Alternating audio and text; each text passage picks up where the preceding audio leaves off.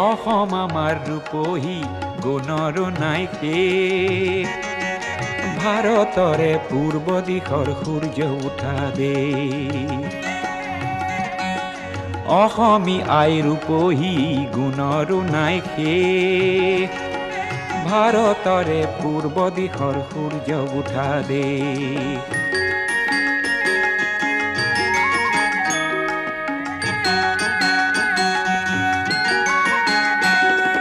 গোটেই জীৱন বিচাৰিলেও অলেখ দিবস ৰাতি।